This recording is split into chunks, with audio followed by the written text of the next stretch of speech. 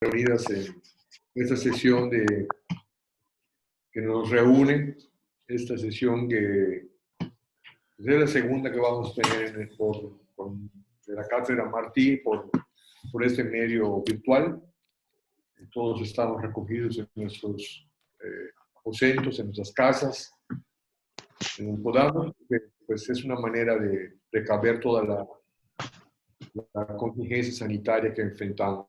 Sin embargo, yo creo que el ánimo de nosotros y de ustedes está por encima y vamos a tratar de que esta mañana, pues primero yo hago una exposición y tratar de con ella establecer algún diálogo con ustedes. Me da mucha alegría pues la conexión de muchos de ustedes, algunos son profesores y alumnos de la universidad, pero veo amigos de otras partes, veo de la UPO, Pablo de la Vide de Sevilla, España, donde subimos hace unos cuantos meses, a Kevin Acosta, creo que otros amigos, no sé exactamente de dónde, pero creo que el doctor Matos de La Habana también está conectado, el doctor Abel, lo veo por allá,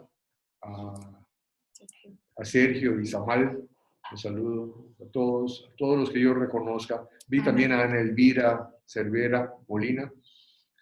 Y bueno, a todos les doy un caluroso abrazo y les saludo con mucho afecto, especialmente porque se hayan tomado el trabajo de acercarse a este espacio la mañana de hoy, ¿no? Hoy vamos a hacer un boceto sobre las ideas de José Martí en torno a la pedagogía. Y digo un boceto porque seguramente,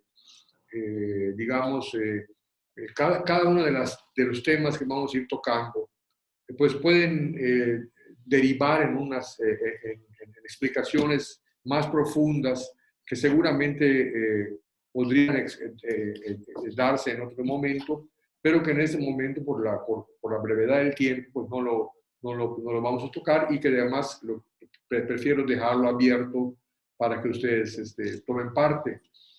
Y voy a empezar más o menos con lo siguiente, ¿no?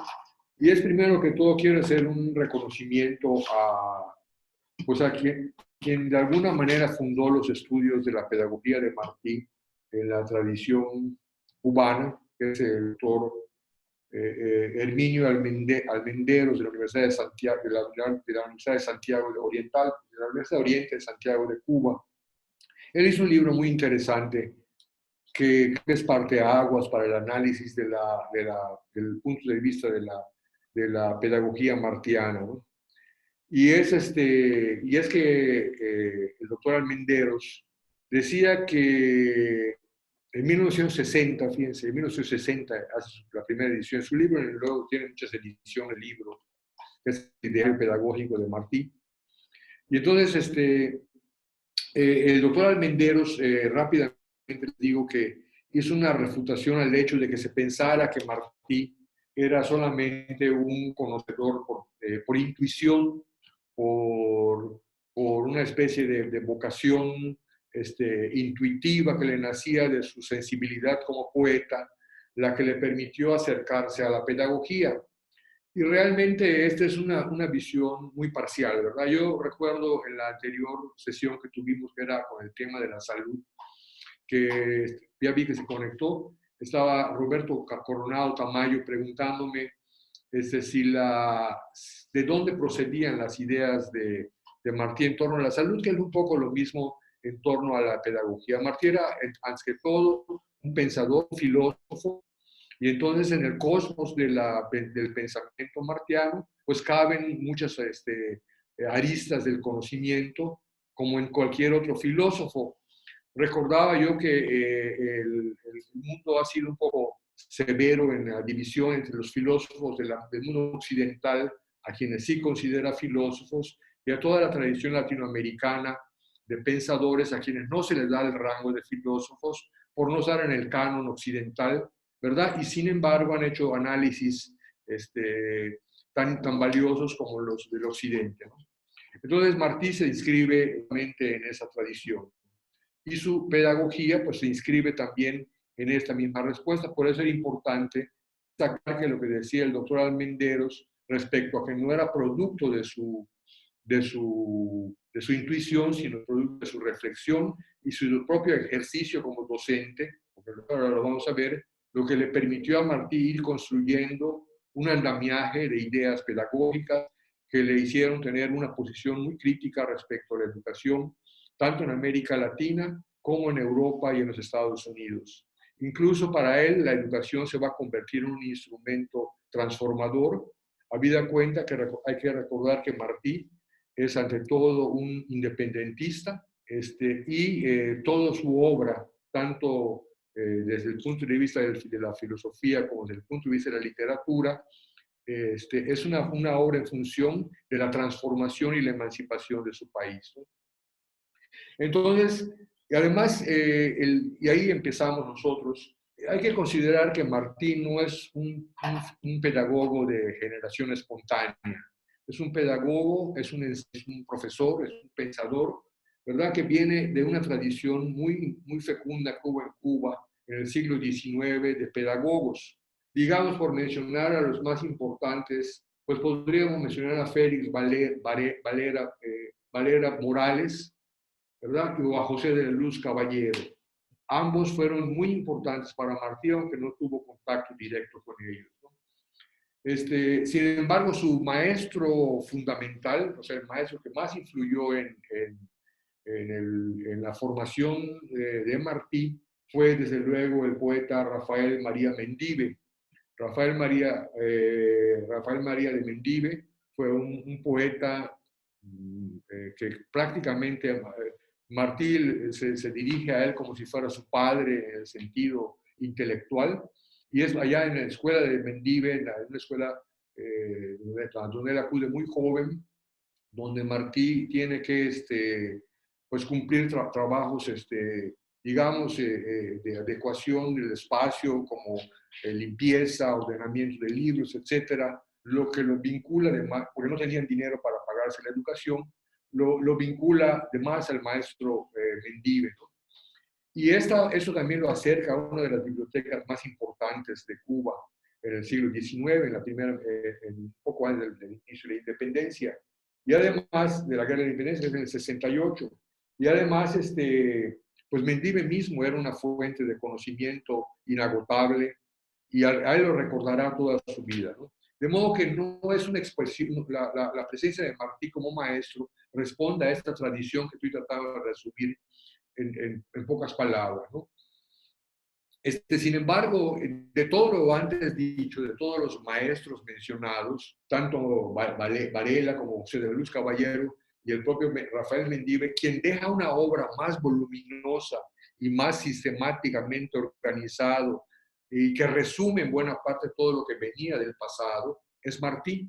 Es Martí quien recoge y resume toda la tradición pedagógica del siglo XIX que habían impulsado los autores antes mencionados, ¿no?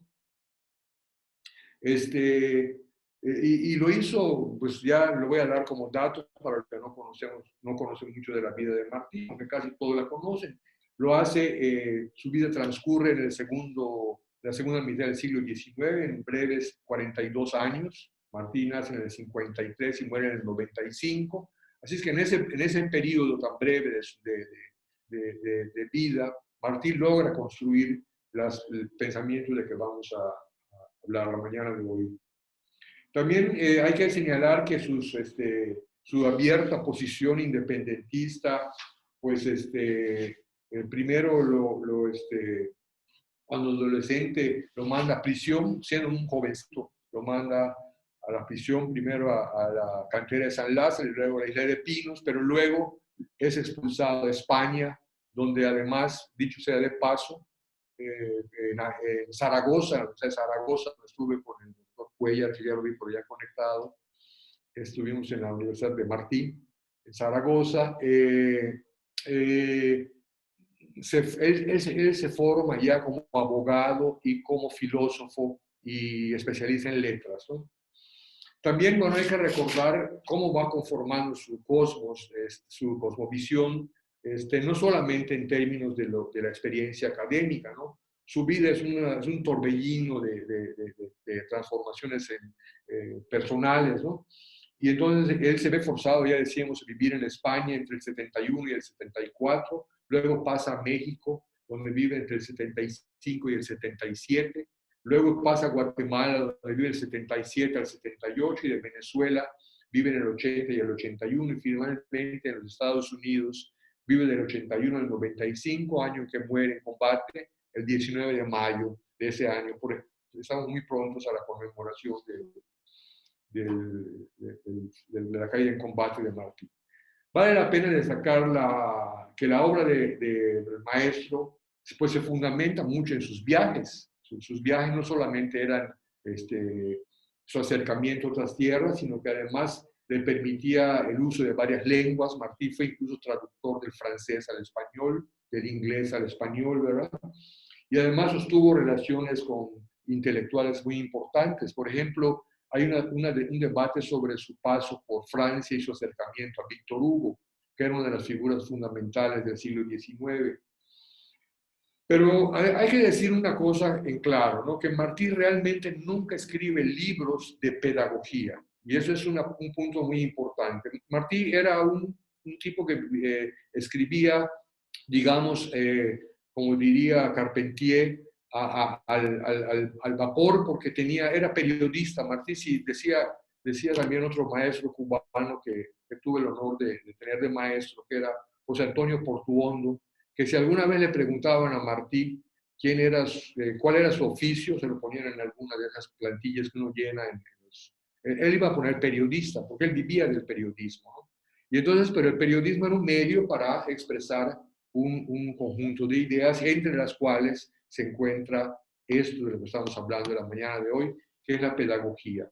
De modo que, aunque no escribió artículos, libro alguno sobre la pedagogía, hay en su obra, ¿verdad? Ahorita, por ejemplo, en la obra crítica ya lleva más de 28 libros, 28 tomos, la obra de más de 28. Entonces, en más de esos 28 libros hay muchas referencias de Martí con relación a la escuela, a la educación, a los niños, a todos los temas, a la universidad, a una serie de temas vinculados a la universidad que se pudieran agrupar como un corpus del conocimiento pedagógico martiano.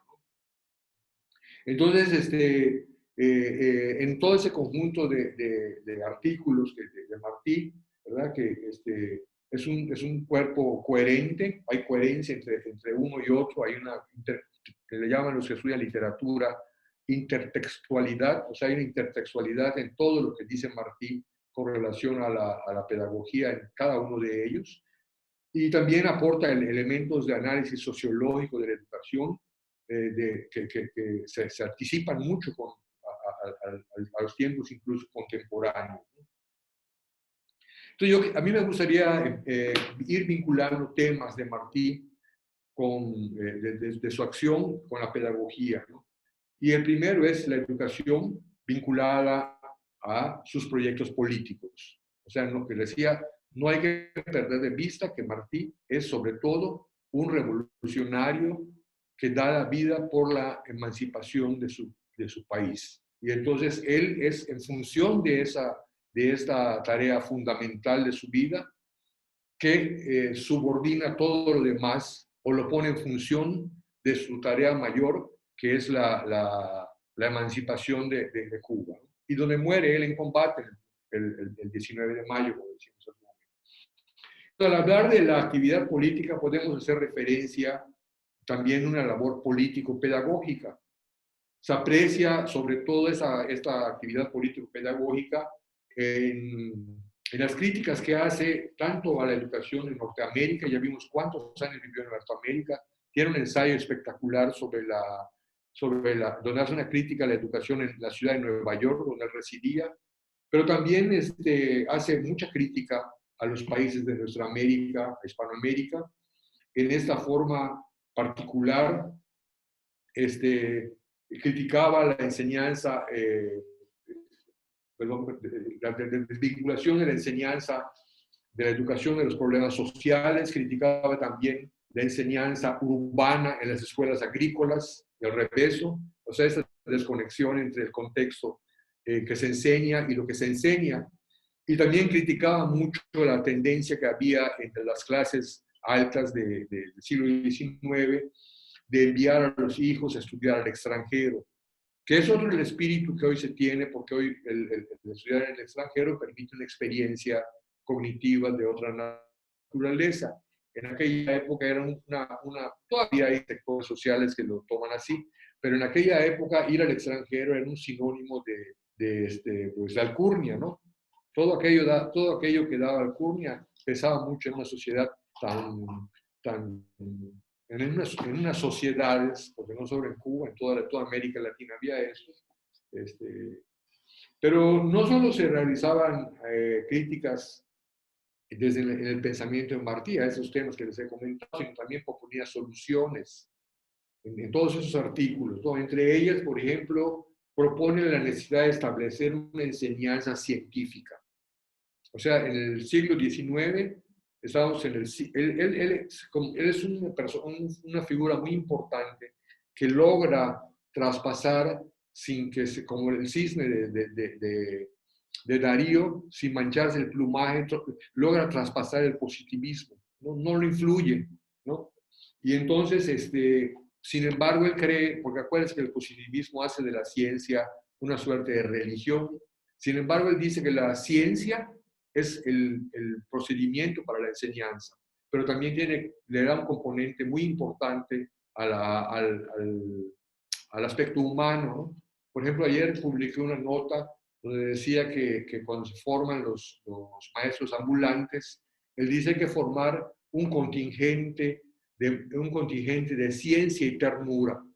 Es decir, siempre acompaña la palabra ciencia con un adjetivo que pueda hacer alusión al carácter humanístico de su pensamiento, ¿no? Y esto lo hace muy diferente de la cuestión de los positivistas.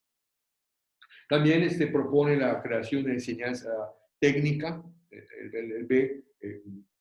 Yo recuerdo en los años 70 en México la enseñanza técnica, en agropecuarias, en muchas cosas, era una gran cosa. Hoy se ha perdido también, por no sé qué razones pasa eso en México, pero pasa.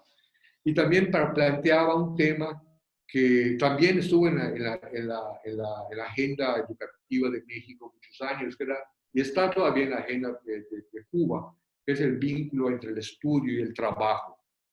O sea, la necesidad, decía Martí, de que quien estudie, trabaje también. No es que tengas un empleo, sino que estés vinculando lo que aprendes a labores prácticas propias de lo que estás estudiando, ¿no? También hace una cosa fundamental, que es tratar de establecer un vínculo, fíjense qué importante, entre la escuela y la vida. Parece una expresión así superflua o demasiado vaga, pero establecer un vínculo entre la escuela y la vida es un gran reto, sigue siendo un gran reto para la educación hoy por hoy en cualquier país, ¿no?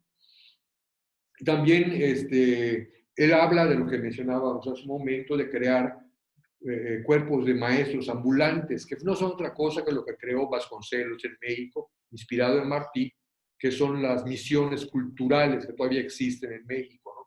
Que son grupos de personas que enseñan al mismo tiempo educación básica, pero enseñan carpintería, agricultura, algunas actividades que pueden ayudar a fortalecer el desarrollo humano de las comunidades campesinas, en este caso mayas de Yucatán, ¿no? Así que, y también vincula mucho el tema de la necesidad de que la educación tenga un carácter popular, o sea, que fuera de acceso más o menos generalizado para la población de todos los sectores sociales, y que tuviera en ese sentido, siendo popular, pues un carácter democrático, porque el acceso a la educación popular pues trae como consecuencia una práctica de la democracia más allá del discurso, ¿no? Detrás de todas sus apreciaciones subyace siempre la proyección política. De todas esas críticas y luego propuestas, subyace siempre dos cosas fundamentales. Una es la emancipación de América Latina, de nuestra América, como lo llamó él, pero sobre todo, en el caso inmediato de su país, de la emancipación de Cuba y de Puerto Rico, que hasta hoy no se ha podido emancipar, ¿no?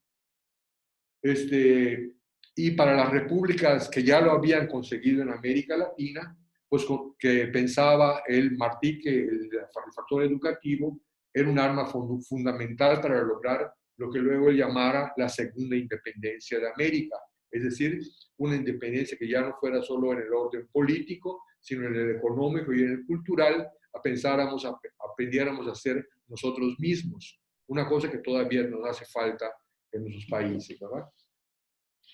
Esta es la vinculación que él establece más o menos de la política.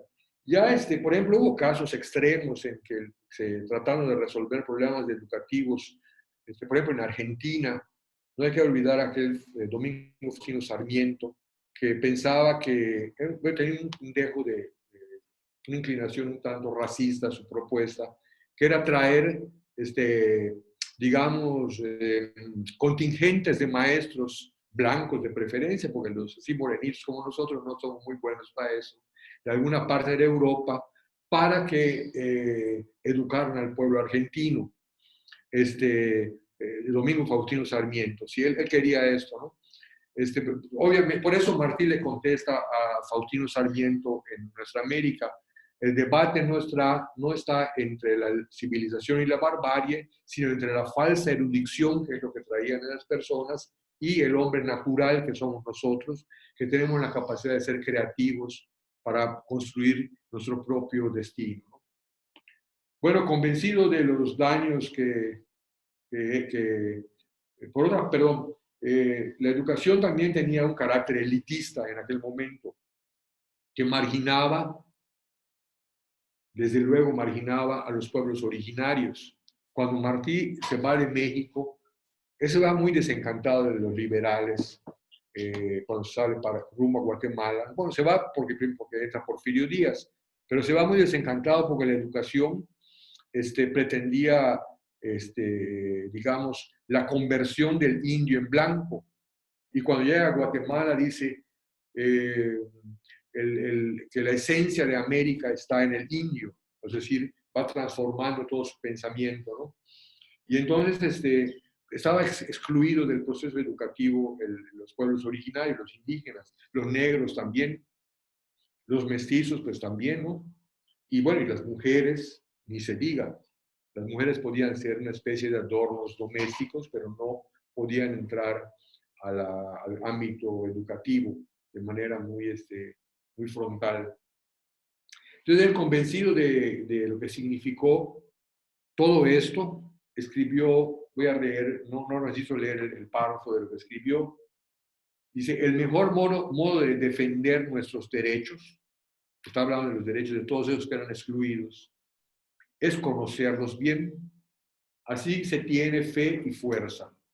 Toda nación será feliz en tanto que no eduque a sus hijos, no será feliz.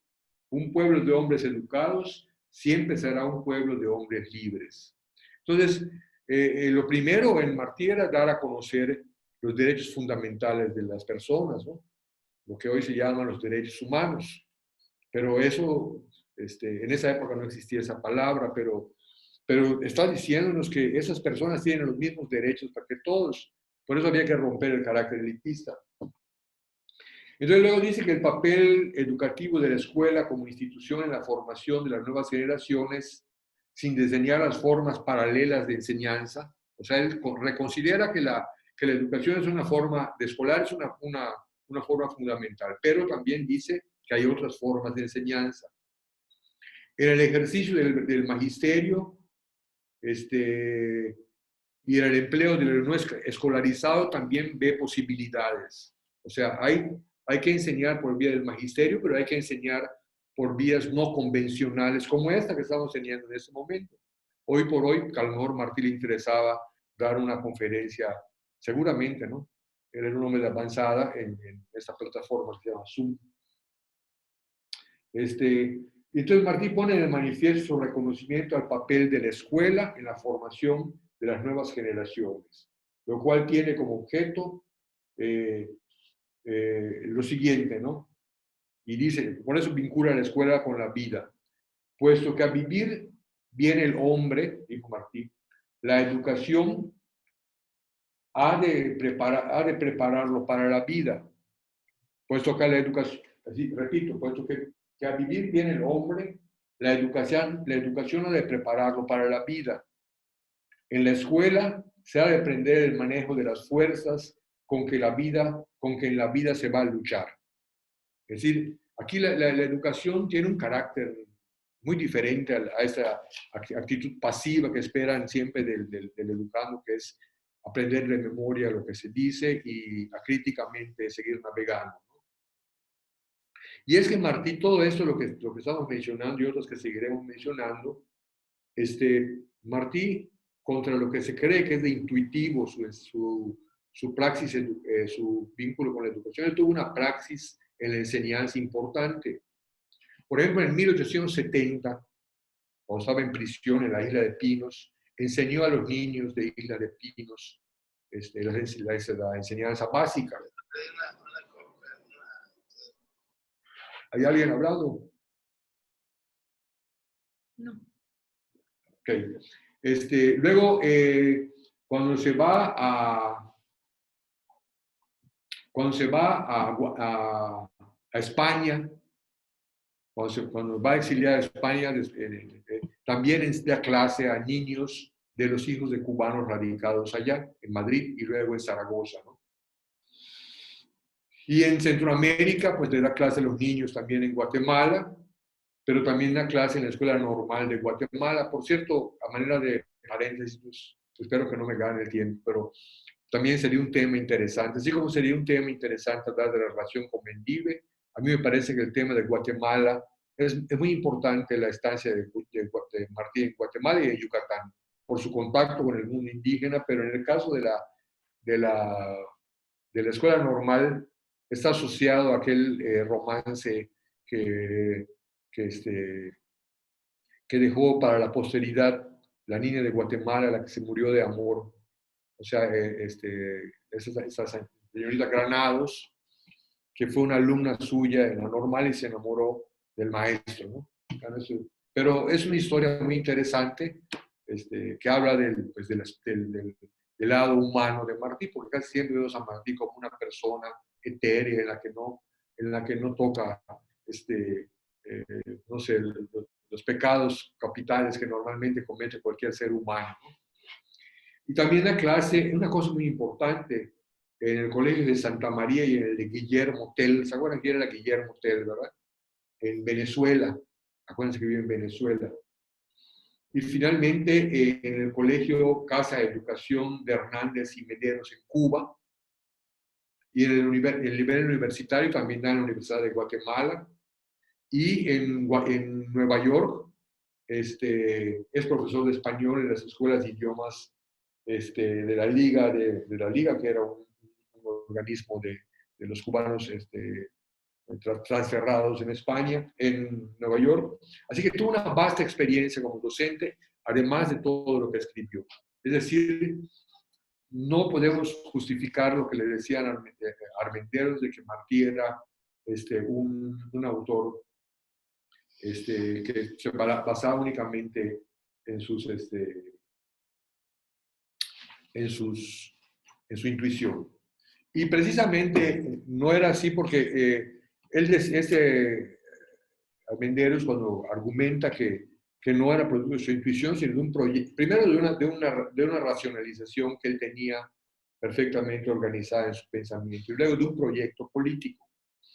Y es que no hay que olvidar que en 1889 escribió la mejor revista que se ha escrito en lengua española para niños, que es La Edad de Oro. Y La Edad de Oro es un proyecto pedagógico perfectamente diseñado por Martí para la transformación de los niños en la esperada transformación que él tenía de su propio país y de los países de América Latina, ¿no?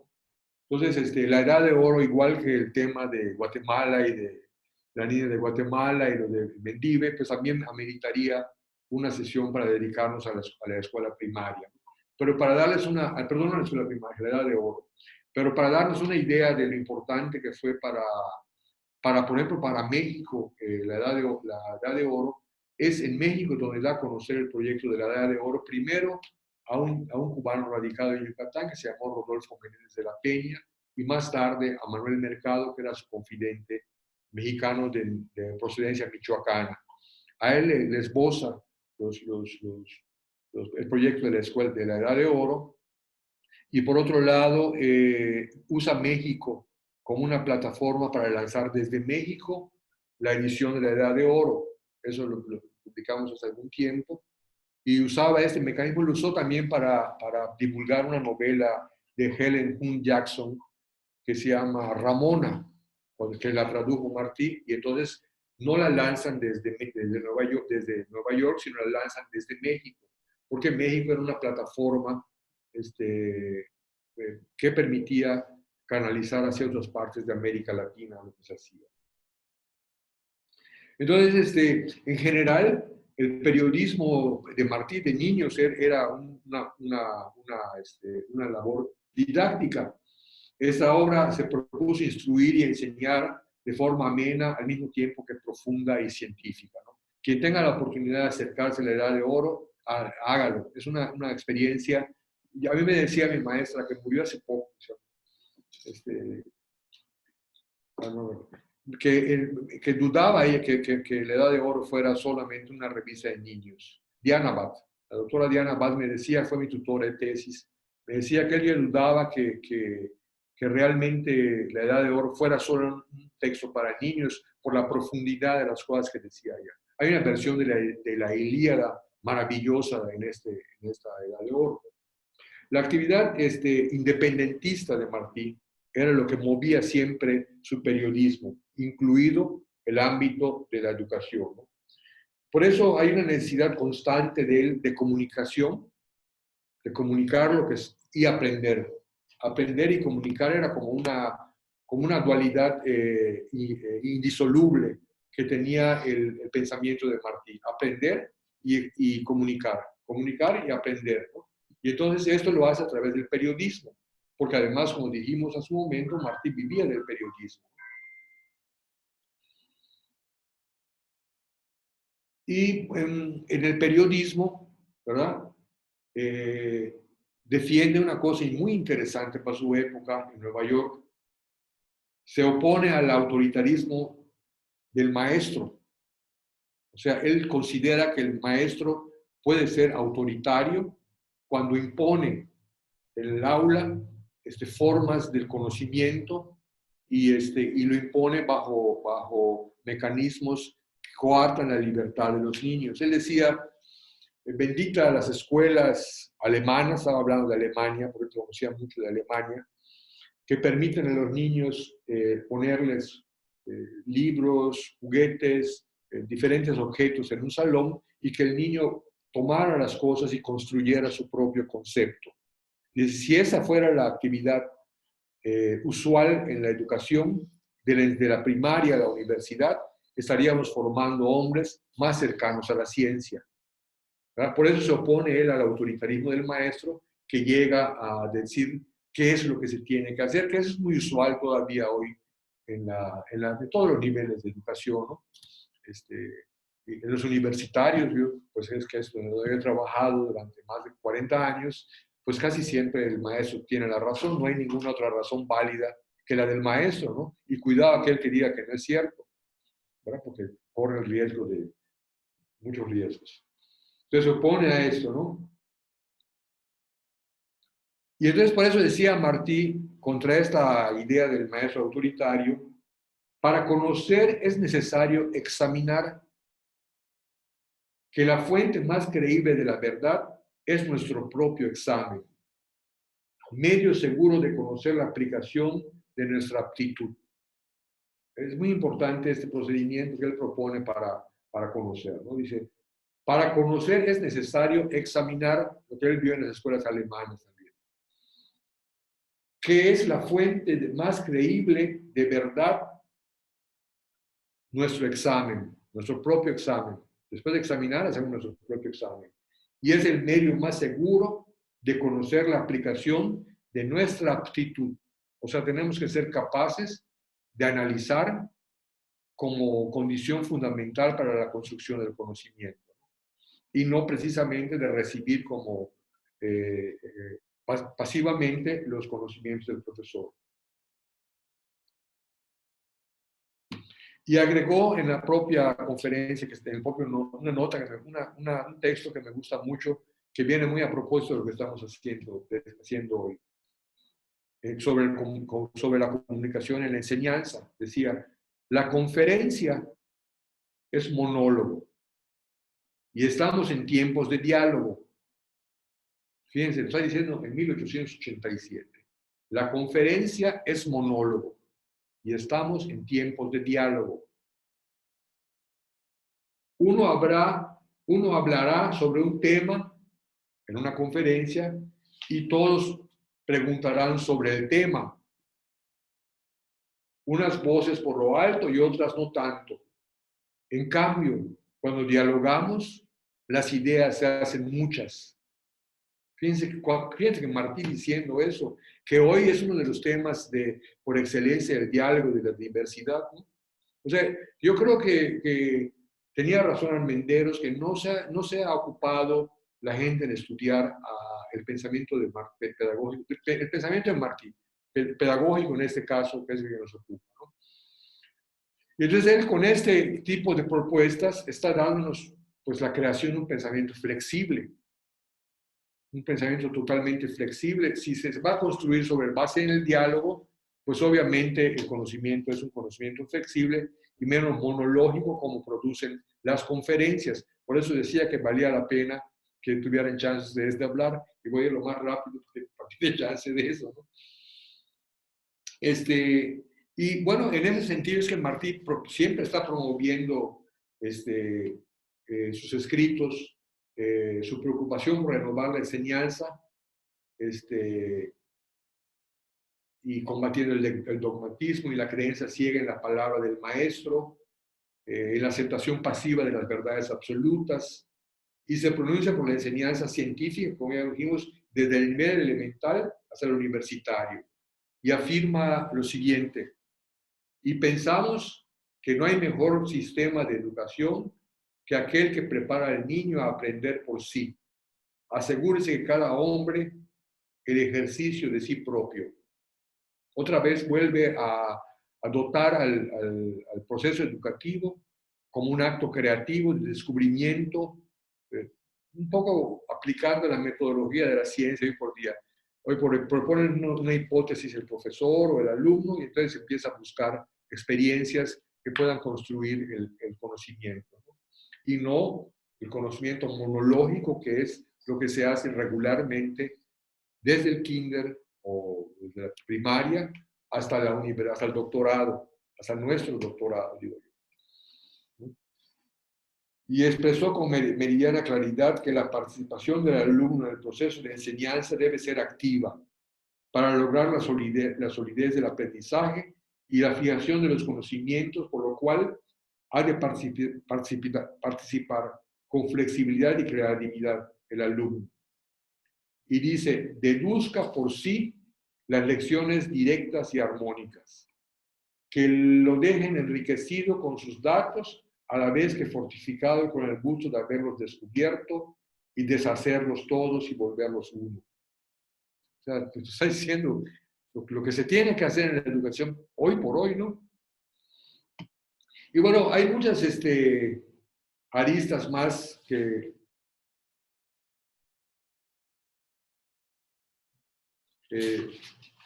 y voy a contar, no sé si es suficiente, pero voy a contar una anécdota de Martí, de un alumno de Martí que leí en un documento. No lo he publicado, pero lo voy a publicar. Era una persona que fue alumno de Martí, decía, dan ganas, decía el alumno, de cometer faltas por el solo placer de oír que me las corrija el maestro Martí. ¿Entienden? Dan ganas de cometer faltas por el solo placer de oír que las corrigiera Martí.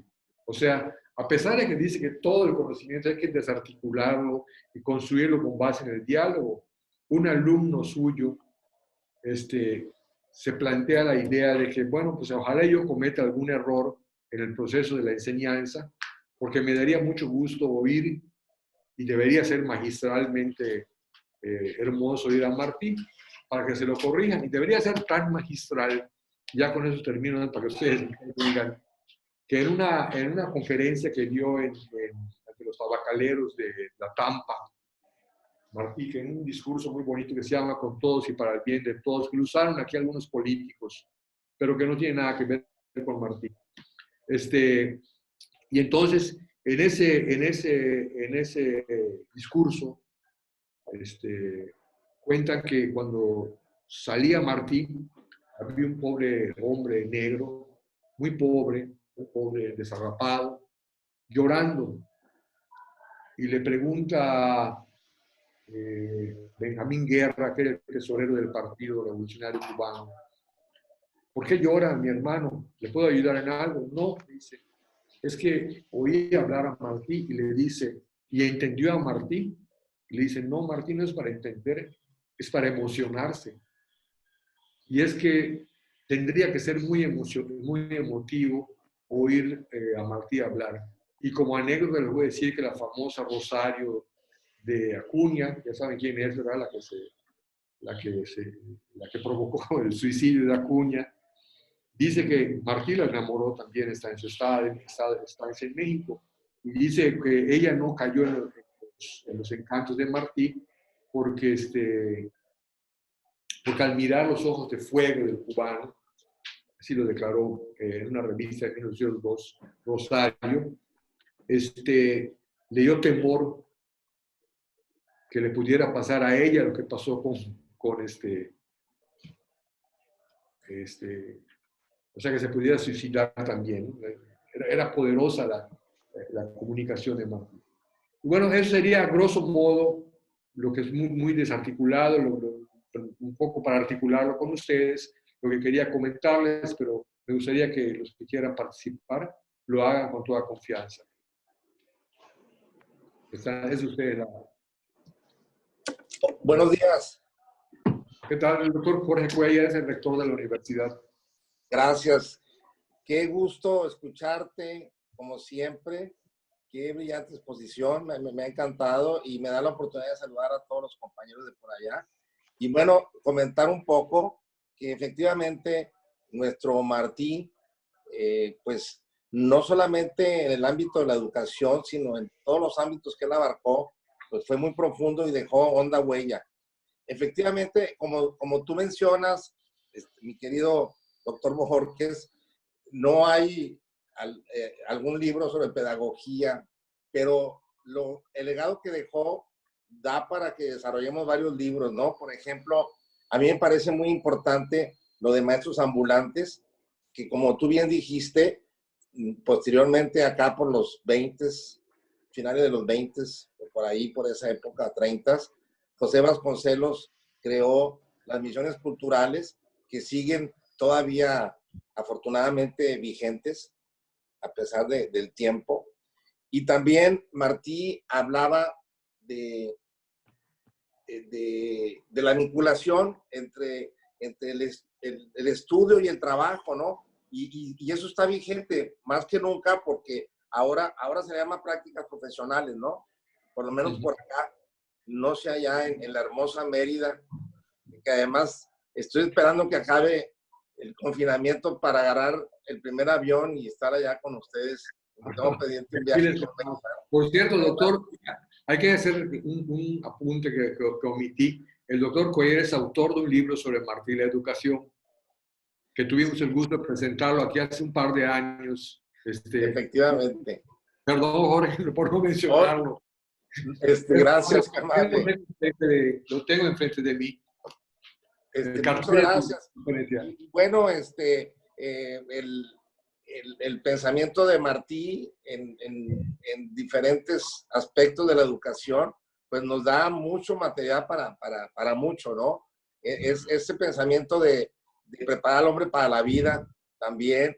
También cuando Martí habla de la educación popular, de la educación para todos, de la universalidad de la educación, de la universidad para todos, pues todo eso está ahora presente Y, y bueno, hay mucho siempre que hablar de Martí, ¿no? Me da mucho gusto saludarlos y quería aprovechar para estas reflexiones y más que todo para saludarlos y decirles que son muy dichosos ustedes, de los que están en Mérida, de vivir allá en esa bonita tierra.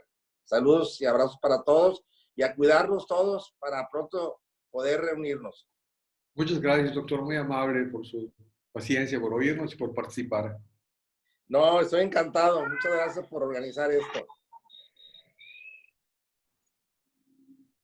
Roberto Coronado, él es Hola, estudiante de la maestría en psicopedagogía, ¿no? sí, muchas gracias. Por Gracias favor, por... se presenten para que los demás compañeros sepan quiénes somos. Ok, ok.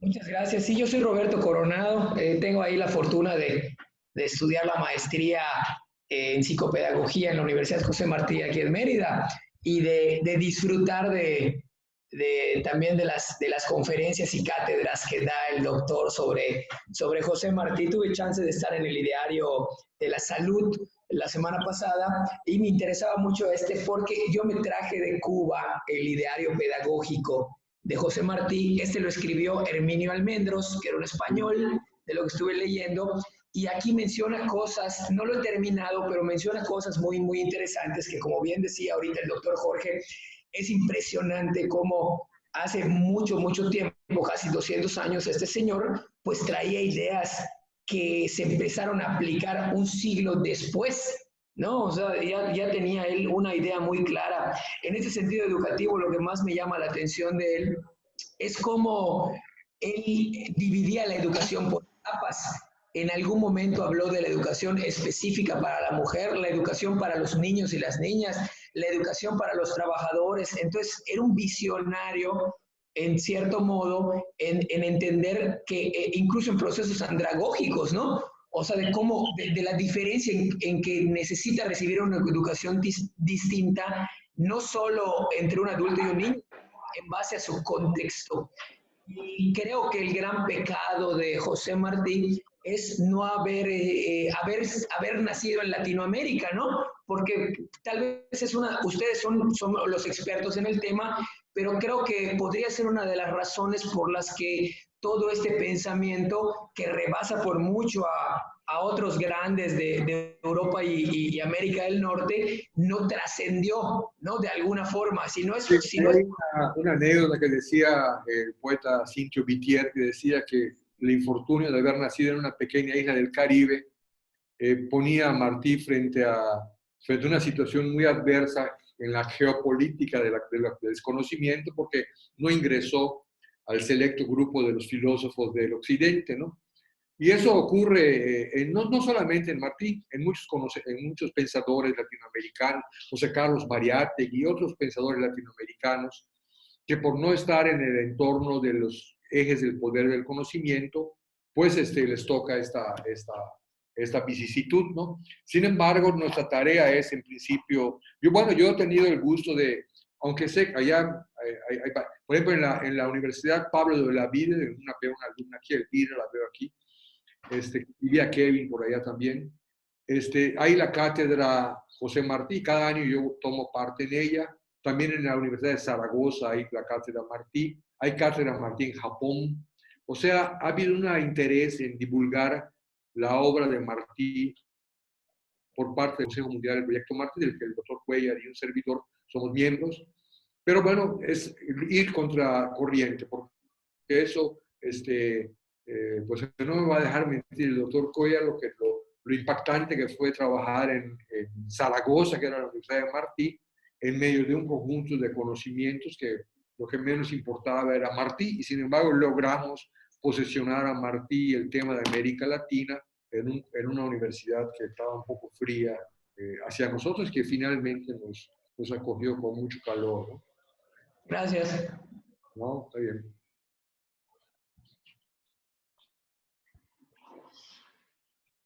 ¿Quién más desea participar? Leticia Vieira. Hola, Monterrey. Leticia. Sí, buenas tardes. Retomando lo que decían de que hoy ya no el maestro se presenta al aula como la autoridad. Precisamente lo veíamos ahorita en una clase que acabamos de terminar con la maestra Connie, que es nuestra maestra ahorita de materia de planeación docente e investigación. Decíamos que el maestro ya tiene que ser un facilitador, un guía, que ya no se le puede llegar y presentarse ante el alumno como una autoridad, sino retroalimentarse del alumno y que sea un vaivén, ¿verdad? El alumno aprende de su guía y uno como docente o futuro docente también a aprender de ellos. Sí, así es. Y, por cierto, esta amiga es de Monterrey. Nos De da mucho Monterrey. gusto Muchas que gracias. nos acerquemos. En la cátedra pasada también hubo muchos amigos en Monterrey y nos alegra mucho. Ojalá y entremos a las sesiones de café que están haciendo. Ya vi Sí, muy que bueno. el grupo da una, ya dio varias personas. Muchas Eh, gracias por la oportunidad. no, al contrario, Leticia, es un gusto tenerte. Ojalá y puedas visitarnos en Mérida. Sí, claro que Ne- sí. Neida me dice, buen día para todos. Buen día, ¿podría hablar un poco más de la forma de educación de José Martí?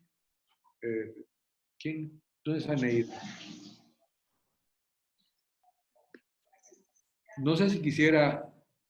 Ah, bueno, no abrió su micrófono. Neira, en realidad, pues algunos de los lineamientos fundamentales de la educación en Martí son esta necesidad de dialogar, esta necesidad, como decía la compañera, de hacer menos protagónico al maestro y más aprendizaje, más construcción de la búsqueda del conocimiento por cuenta propia y el profesor como un conductor de este proceso del conocimiento, ¿no?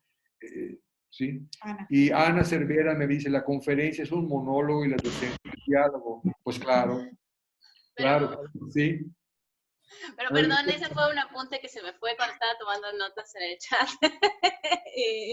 y se me Sí, pero fue. Ana, no todas las docencias es dialogar. Por eso se O me sea, fue ahí. Pero aprovechando que ya surgió la palabra, creo que es muy interesante en estos apuntes que presentas.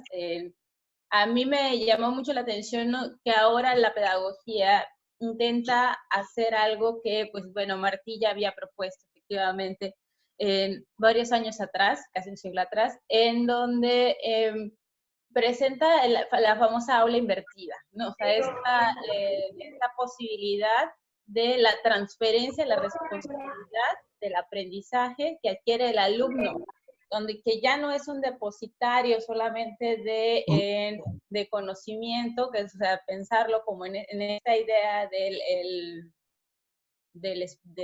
vaso vacío al que hay que llenar de conocimiento, sino que es una personalidad activa en el proceso de encontrar y producir el conocimiento, ¿no? Entonces, ahora la pedagogía se ha reestructurado muy cerca de esta idea de darle al alumno y darle al aula un espacio de interacción y de retroalimentación importante, ¿no? Y creo que la pandemia nos ha puesto justo en la necesidad de rescatar el pensamiento de Martí y nos ha puesto justo en la necesidad de priorizar conocimientos también, ¿no? O sea, qué es lo que realmente es vital para la vida, vital para la reflexión intelectual. O sea, incluso ya los currículos de la formación de los estudiantes han tenido que modificarse priorizando las necesidades de los alumnos en esta formación. Entonces creo que es muy importante retomar el pensamiento de Martí y sobre todo sus clasificaciones en los saberes esperados, por así decirlo, dentro de los alumnos, porque estamos ante una revalorización total de los modos de enseñanza y pedagogía, en donde un pensamiento tan vanguardista como el de Martí nos abre las posibilidades de comprender un universo más amplio de educación. Sobre todo para los que somos padres y hemos también tenido que asumir la responsabilidad de un homeschooling para el que no estábamos preparados. O sea, creo que esta idea de la docencia como un diálogo entre el maestro, el alumno y ahora los padres de familia, o sea, esta inclusión de un triángulo de docencia que bueno, Martín no lo previó de esa misma forma, pero creo que puede adaptarse de una manera muy, muy práctica y muy útil para estos momentos en el que se está redefiniendo el paradigma de la docencia. Sí, y se está llevando a un nuevo escenario de interacción en donde el alumno es mucho más responsable. Sí, yo creo que Martí viene a, siempre es adecuado leerlo, ¿no? En cualquier circunstancia. Bueno, en mi punto de vista, claro, yo respeto a los que no lo quieran leer, pero sí, efectivamente, como está diciendo Ana, yo creo que en la coyuntura que nos toca vivir en este momento, esa necesidad de tener un acto diálogo en el proceso de enseñanza, pues se erige como algo fundamental y, bueno, aunque Martín no menciona a la familia como tal, ¿verdad? Pero sí menciona a la sociedad. O sea, recuerda que él dice que hay varios actores del proceso social, ¿no? Del proceso educativo. Uno de ellos son los que están participando en el proceso social, dentro del cual entiendo que se puede comprender a la familia, ¿no? Y Neida, ¿dónde está Neida? Saludos, doctor. Permíteme, ahorita Sandy, Carlos. Es que antes me preguntó, en la actualidad el gobierno es el que impone lo que se va a enseñar y es necesario que los docentes rompamos con la barrera del colonialismo. Bueno, yo considero que esta parte de la responsabilidad de cada cual con relación al gobierno, pues es un asunto personal, ¿no? Y Martín Naumann nos propone una educación liberadora, ¿no? Si la liberación de la educación conlleva eso que usted dice, Neida, pues crea que cuenta conmigo. Pero en voz de Martí, él está proponiendo fundamentalmente una educación liberadora. ¿Sí? Si me dice que, ¿quién más? Me dice ya Ana que ahí levantaron la mano. Abel. Abel, ¿usted quería? Sí, ¿se escucha? Sí, cómo no, el doctor Abel es maestro de la universidad, cubano también. Buenas tardes. Buenas tardes a todos los participantes. Abel Quiñones, catedrático de la Universidad José Martí de Latinoamérica. Gracias, doctor Carlos, por traer al siglo XXI las ideas pedagógicas de un hombre del siglo XIX, adelantado a su tiempo y con una visión prospectiva de nuestra América y del mundo, nuestro héroe nacional José Martí. Creo que si no escribió libros de pedagogía fue por falta de tiempo, porque su visión y sus ideas sobre la pedagogía han quedado plasmadas en cientos de ideas, en cientos de citas, y detrás de cada una de ellas bien se esconde un libro de pedagogía. En Martí siempre, al igual que usted planteó en su conferencia, estuvo presente su humanismo. Sí. Y su humanismo en la educación, tan ausente en la educación del siglo XXI. Martí en el año 78 en Guatemala, donde ejerció como maestro, decía, hombre recogerá quien siembra escuelas. Y qué aspecto tan importante de la formación humana se esconde detrás de este pensamiento de Martí. Formar al hombre antes que formar un profesionista. Y muchas veces eso en nuestras universidades y en nuestras escuelas no está claro para los maestros. Y vamos más bien a la instrucción que a la educación, a la formación integral de ese niño, de ese joven, de ese futuro profesional.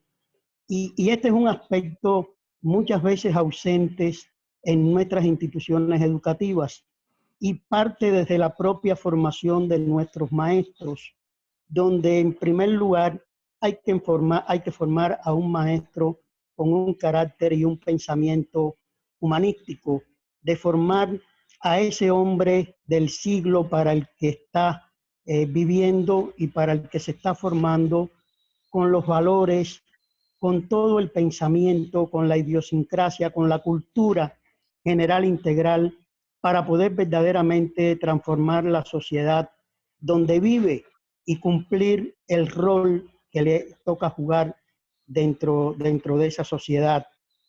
Voy a terminar con otra cita de Martí. Educar es depositar en cada hombre toda la obra humana que le ha antecedido. Es hacer a cada hombre resumen del mundo viviente hasta el día en que vive. Es ponerlo a nivel de su tiempo para que flote sobre él y no dejarlo debajo de su tiempo, con lo que no podría salir a flote. Es preparar al hombre para la vida. Y ese es el reto que hoy tenemos nosotros los maestros. Preparar al hombre para la vida, para que sea capaz de flotar sobre su tiempo y de adecuar todas esas ideas, todas esas estrategias, todas esas cosas que hoy están surgiendo en el mundo y que nos corresponde a nosotros, los maestros, aterrizarlas, pero aterrizarlas en nuestro salón de clase, con nuestros estudiantes. Y ahí es donde verdaderamente se decide la formación del hombre nuevo. Muchas gracias.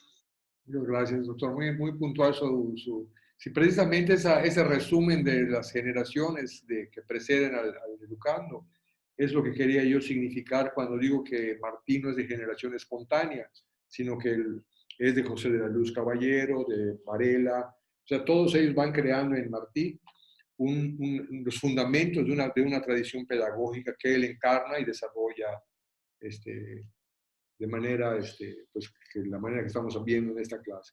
Después, Elvira pidió la palabra. Elvira. A ver. Quita eso, yo veo aquí.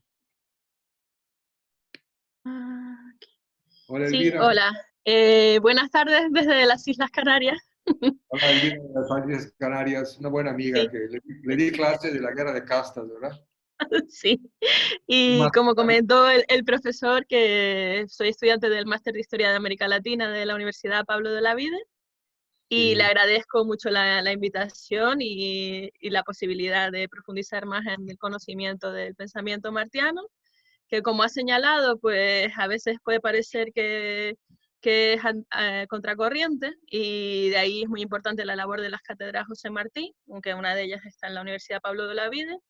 Pero como también mencionaba antes el profesor sobre la invisibilidad de las mujeres, yo me pregunto si hay algún trabajo previo en el análisis de la visión pedagógica de Martí, basado en el análisis de las cartas de Martí a su madre, Leonor Pérez, que pueda verse la influencia que la madre formó tuvo en la personalidad de José Martí, porque solo he podido acceder, bueno, a algunos estudios biográficos, pero no sé si hay más cartas disponibles, por ejemplo, en la carta la última carta de Montecristi que dirige a su madre.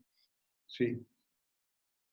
Pienso en usted se duele, en la cólera de su amor, del sacrificio y de mi vida. ¿Y por qué ha nacido usted con una vida que ama el sacrificio? Es decir, él en sus cartas siempre a su madre hace hincapié en los valores que les ha transmitido en especial su madre. Entonces, pues siento curiosidad desde la perspectiva histórica de ver si hay más, dónde estaría disponible el cuerpo de cartas que Martí dirige a su madre y a su familia, y ver si se podría hacer un análisis desde su lectura para captar esa influencia que puede haber tenido su madre en la formación de su pensamiento pedagógico. Sí, bueno, todas las cartas de la madre que es canaria como tú, que es Leonor Pérez, están contenidas en sus obras completas, ¿no? Entonces yo lo que creo es que hay que analizarlas en la perspectiva de la pedagogía. Se han analizado desde varias perspectivas las cartas de la mamá de Martí a su madre, pero en este caso quizás el enfoque pudiera dirigirse a este aspecto que dice compañera, ¿no? Pero hay una carta que a mí me gusta mucho de que le escribe no a su mamá, sino a María Mantilla. Es la última carta que le escribe en 1895 en Cabo Haitiano, o sea, antes de que lo mate, ¿no? Entonces, en ella le dice a María Mantilla cómo hacer una escuela, le enseña cómo debe traducir un libro, cómo debe comportarse, o sea, por eso decíamos que ese no es un acto de intuición, sino es un acto de alguien que sabe cómo es instrumentar eso.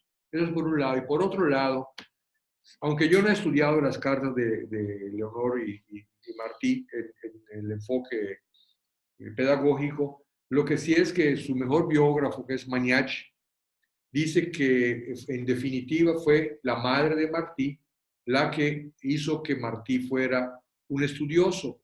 Incluso hay partes de su biografía muy dramáticas en las que el padre se opone a la ida de Martí al colegio, ¿no? Incluso una vez le da una tunda y hay una carta que le escribe a Mendive donde le dice que se iba a quitar la vida porque no soportaba al padre. Y era la madre siempre la que lo acogía y lo alentaba a seguir, no solamente lo alentaba a seguir en la educación, sino incluso lo alienta a seguir en la revolución. Porque acuérdate que su esposa no estaba de acuerdo con que Martí fuera revolucionario, en cambio su madre sí.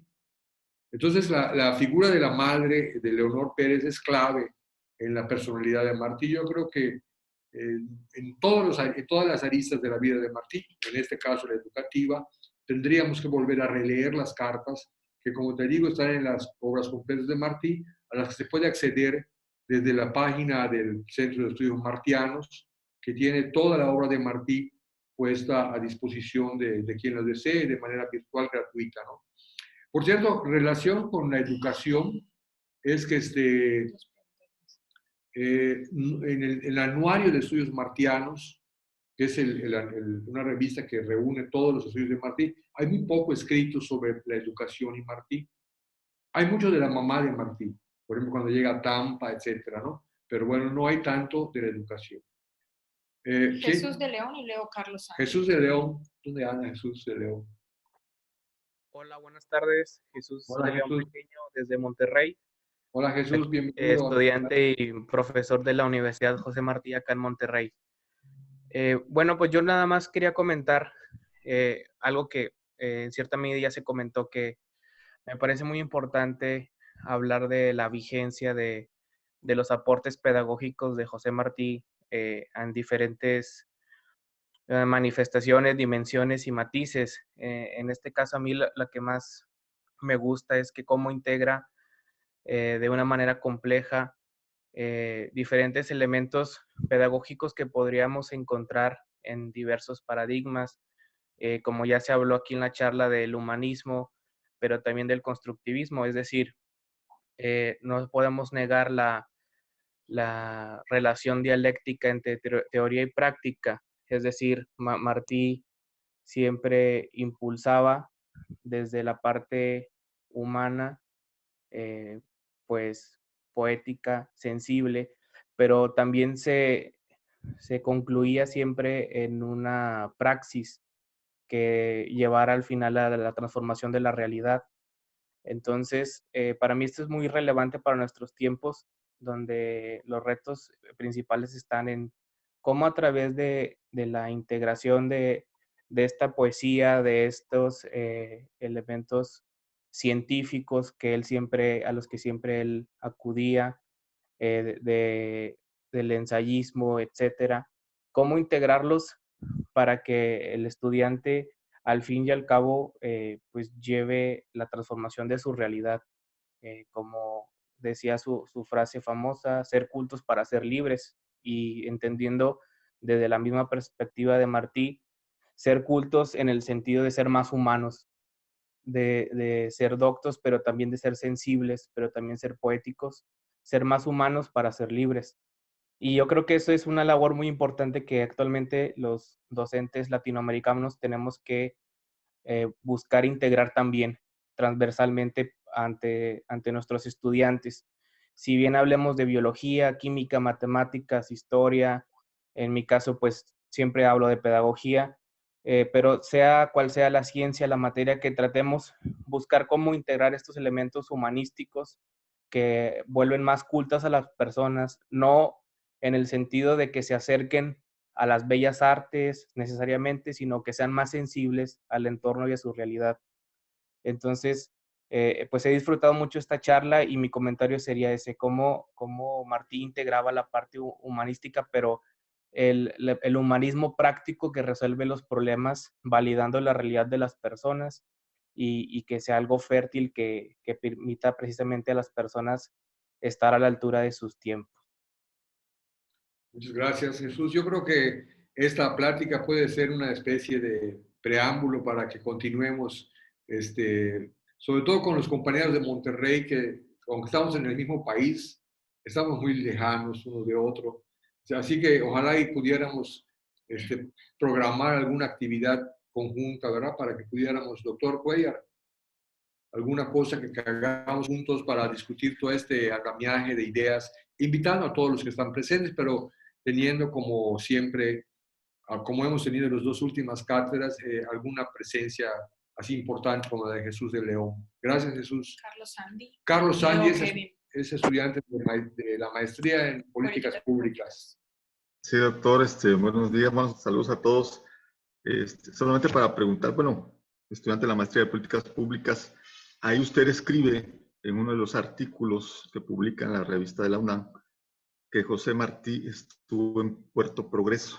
¿Qué nos puede platicar de eso? Y actualmente nuestro presidente López Obrador tiene una frase muy utilizada que es amor con amor se paga, que resulta que es una obra de teatro de José Martí. A ver qué nos puede platicar sobre eso. Bueno, y una tercera pregunta, si la Edad de Oro, esos escritos, están destinados a fomentar la lectura entre los jóvenes y entre los niños, si esa fue la intención de José Martí. Sí. Gracias. Bueno, la de Progreso, bueno, les voy a invitar luego a una conferencia de Martí en Yucatán, pero estuvo 3 veces, no es solo una vez en Progreso, estuvo 3 veces, en 1875, en 1876 y 1877. Y naturalmente el puerto de entrada era Progreso. Eso había el puerto de entrada de Yucatán, Progreso, y por eso es que atraviesa Progreso, lo que creo que en el 75, es lo que publiqué en la revista de la UNAM, es un acercamiento, venía Martí enfermo, y entonces él dice que lo sana la arena y una serie de cosas. Son virtudes que seguramente tuvo Progreso en los años que llegó Martí por acá, y todavía lo tiene, muy bonito Progreso, pero bueno, si quiere, en otra ocasión puedo dar incluso en tu salón una plática sobre...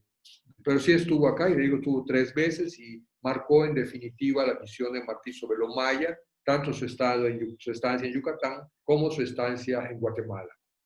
Con relación a lo de Amor con Amor se paga, en efecto, fue una obra de teatro que presentó Martí en 1875 en el Teatro Principal de la Ciudad de México.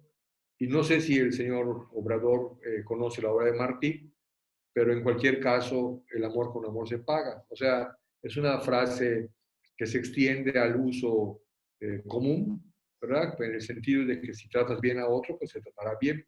Pero encierra una gran sabiduría y seguramente el presidente esperaría que el amor con amor se pague. Yo no tengo mucho conocimiento del pensamiento del presidente.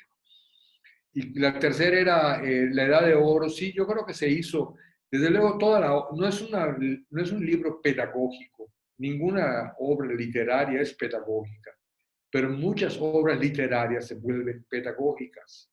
¿Sí me explico? Es decir, él crea un conjunto, tú lo lees, tiene cuento, tiene relatos, tiene muchas expresiones literarias, la Edad de Oro. Entonces tú puedes desde deleitarte con ellos desde el punto de vista espiritual, como cualquier otra literatura, hasta reflexionar y tratar de convertir la lectura literaria en una acción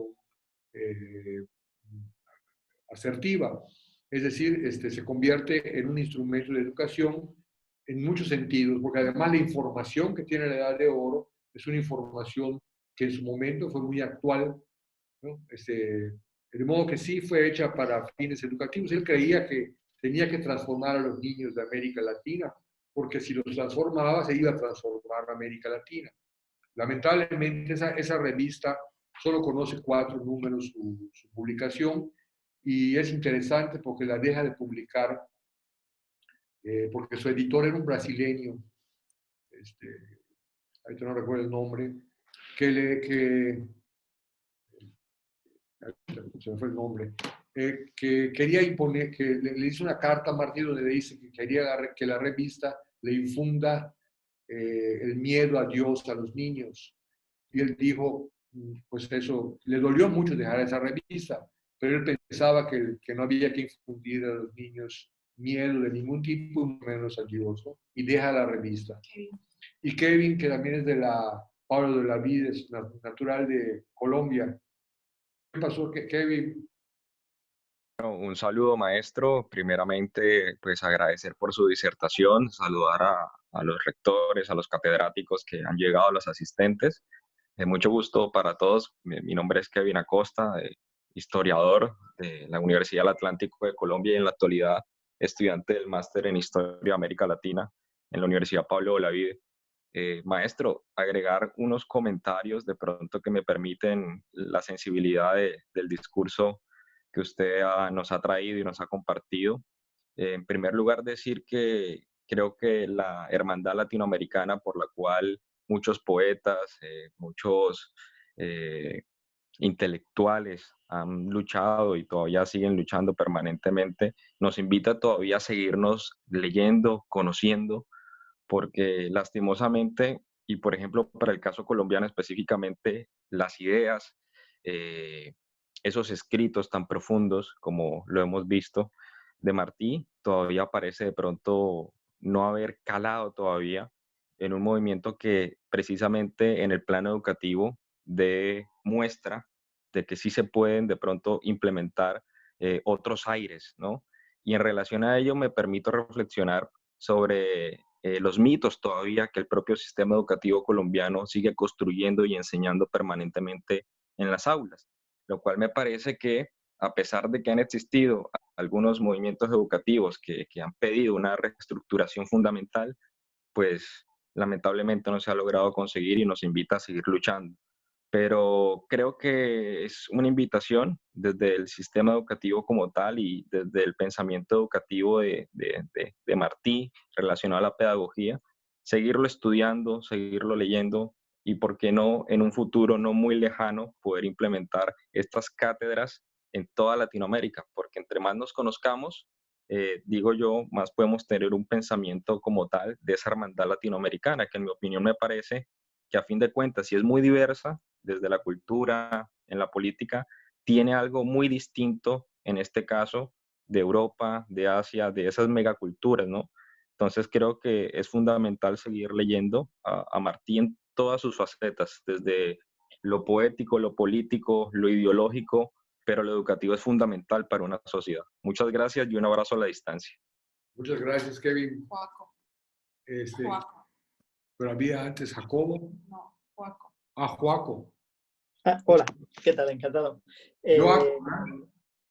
Doctor Bojórquez, estoy en España, soy profesor en Burgos y alumno de un máster en Derechos Humanos y Globalización. Y muchas gracias por poder estar aquí. Yo quería indicar... ¿Sí? No, que te digo que gracias a ti. Ya te escucho, ya te escucho. Me indicó lo de esta charla Elvira Hernández, entonces pues me está resultando muy interesante y muy pedagógico. Yo quería compartir pues que pienso que Martí fue hijo de su tiempo, obviamente como no podía ser de otro modo, pero que si un aporte interesante tiene Martí a nivel pedagógico es que pienso que rompe las relaciones asimétricas de aprendizaje entre el docente y los discentes. Es decir, con su ejemplo trasciende las relaciones dialécticas que plantea Hegel de amo y esclavo, en las cuales el rol pasivo del alumno y el rol dirigente del docente pues, chocaban entre sí. Entonces, pienso que con Martí se facilitan las relaciones igualitarias que ayudan a iniciar nuevos paradigmas que luego Paulo Freire y otros muchos pues ya desarrollan y extienden también a otros países. Y bueno, y en el fondo pues emancipa educando en libertad y facilitando nuevos paradigmas educativos. Sí, así es. Y sobre todo me parece muy interesante el área que te has desarrollado, que es en derechos humanos, porque creo que también yo tengo ya un apunte que hice sobre todo lo que era la perspectiva martiana de los derechos humanos, y es una cosa muy voluminosa, ¿no? O sea, toda su obra está enfocada a los derechos fundamentales del ser humano, que hoy le llaman derechos humanos, pero que en su tiempo no existía ese concepto.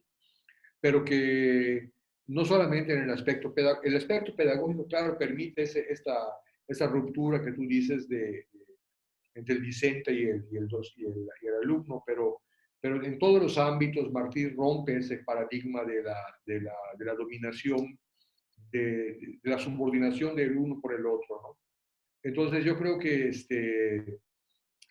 bueno, pues sí, ojalá lo voy a anticipar, entre 15 días vamos a tener una charla en la misma cátedra de Derechos de la Martí.